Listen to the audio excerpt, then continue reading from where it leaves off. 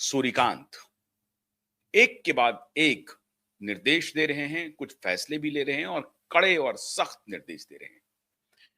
उससे supreme court में खलबली मच गई है। और जैसा मैंने आपको कहा कि जस्टिस मुख्य न्यायाधीश सीजेआई के सब के कार्यभार संभालने के बाद ही ऐसे कयास लगाए जा रहे थे कि उनके खिलाफ कुछ ना कुछ विशियस कैंपेन शुरू होगा। और ये पहले दिन से तय था, बल्कि जस्टिस सूर्यकांत के जैसे ही मुख्य न्यायाधीश बनने की घोषणा हुई, उसके बाद से ही एक पूरा गैंग एक्टिव हो गया कि कैसे इनके खिलाफ माहौल बनाया जाए। और उन्होंने पूरी तरह से माहौल बनाने की कोशिश की। करोड़ों रुपए गबन करने वाले जज यूं निकल लिए यहां से और बड़े झंडाबरदार होकर के निकल लिए। लेकिन छोटी मोटी घटना का जिक्र करते हुए जस्टिस सूर्यकांत को के ऊपर आरोप मढ़ने की पूरी कोशिश हुई। मतलब पूरा विशियस कैंपेन जस्टिस सूर्यकांत के खिलाफ शुरू किया गया। लेकिन अब एक बड़ी खबर आ रही है। जब से जस्टिस सूर्यकांत ने कार्यभार संभाला, उसके बाद से ही उनके एक एक फैसले, एक एक निर्देश देश भर की अदालतों में टॉक ऑफ दी सिटी बना हुआ है, टॉक ऑफ दी कोर्ट बना हुआ है। अदालत में तो चर्चा हो ही रही है, देश भर के चाय के नुक्कड़ों पर भी चर्चा हो रही है, चौक चौराहे पर चर्चा हो रही है कि पता नहीं ये चीफ जस्टिस क्या क्या कर गुजरेंगे 2 साल में। इसलिए सुप्रीम कोर्ट का जो एक लॉबी है, उसमें बड़ी खलबली मच गई है।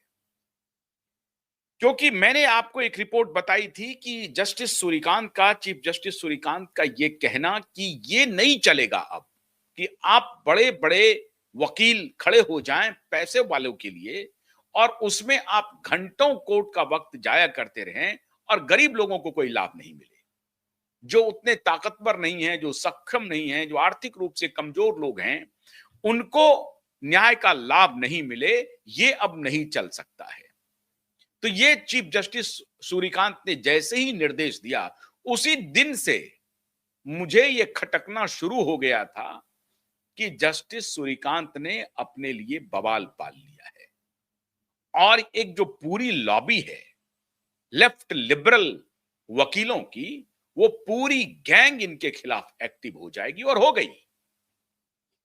कानाफूसी शुरू हो गई कि कैसे जस्टिस सूर्यकांत को घेरा जाए और इनके ऊपर उस आरोप को और हवा दी जाए, उसको तूल दिया जाए। अगर नहीं है कोई तो कोई फर्जी आरोप गढ़ा जाए, मढ़ा जाए।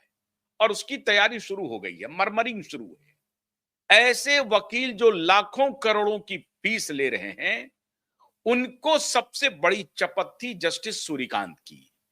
जब जस्टिस सूर्यकांत ने कहा कि हम आपके लिए कोर्ट खाली अमीरों के लिए नहीं है, गरीबों के लिए भी है, तो इससे झटका किसे लगा?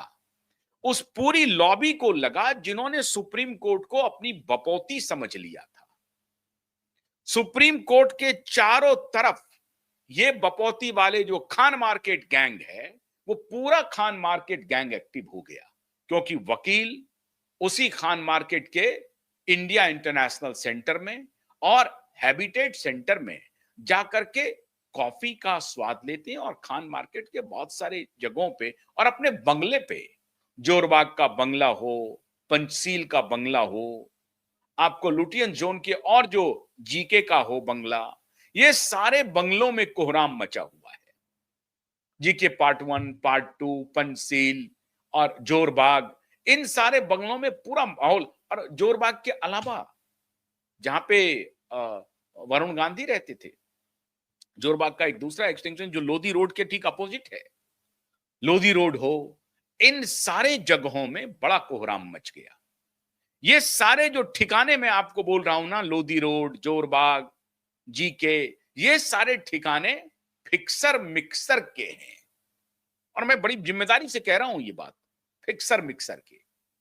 वहां सिर्फ फिक्सिंग होती है, किस जज को कितना पहुंचाना है, किस जज को कैसे प्रभावित करना है।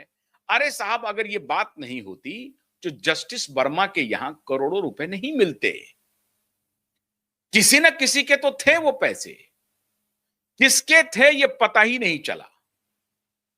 लेकिन जस्टिस वर्मा के यहां जखीरा मिला, किस चीज का? पैसे का। ये कोई हथियार का जखीरा नहीं था, पैसे का, बोरियों में भरा हुआ पैसे का खान मिला, जली हुई नोटें मिली, जली हुई नोटें मिली। तो ये जो जली हुई नोट बनाने वाला जो गैंग है ना, वो बड़ा विचलित हो गया है, बड़ा परेशान हो गया है कि अब तो ये कारोबार यहां पे चलता था, अब ये कारोबार तो है सो पूरा खत्म होने जा रहा है। अब वो पैसे किसके थे? हो सकता है सत्तारूढ़ पार्टी के भी लोगों के हो सकते हैं, इसमें कोई शक नहीं है। ये कहना कि वो पैसे किसी नेता के थे, किस नेता के थे, वो उस पर मैं कोई टिप्पणी नहीं करूंगा, क्योंकि पावर गैलरी में यह भी चर्चा है कि ये जो पैसे जस्टिस वर्मा के यहां पाए गए हैं, वो पैसे सिर्फ जस्टिस वर्मा के नहीं हैं, वो पैसे, उस पैसे में हिस्सेदारी बहुत लोगों की है, बड़े बड़े नेताओं के नाम आ रहे हैं उसमें, और ये बात छिपेगी नहीं, लेकिन इसको छिपाई जाएगी। छिपेगी तो नहीं, आज नहीं तो कल लोगों को पता चलेगा ही, लेकिन इसे छिपाने की पूरी कवायद चल रही है कि जस्टिस वर्मा के यहां पैसे किसके थे। कांग्रेस पार्टी के लोगों के थे, लेफ्ट पार्टी के लोगों के थे, किसी मुख्यमंत्री के यहां के थे, भारतीय जनता पार्टी के थे, पवार की पार्टी के थे, किसके थे? उद्धव के पार्टी के थे, स्टालिन के पार्टी के थे। लेकिन जस्टिस वर्मा के यहां जो भी पैसे मिले हैं, उसका कोई ना कोई पॉलिटिकल लिंक है, और इसी पॉलिटिकल लिंक की वजह से यह मामला ठंडे बस्ते में चला गया, और जस्टिस संजीव खन्ना जो पूर्व सीजेआई थे, उन्होंने इस पर कोई बहुत संज्ञान नहीं लिया।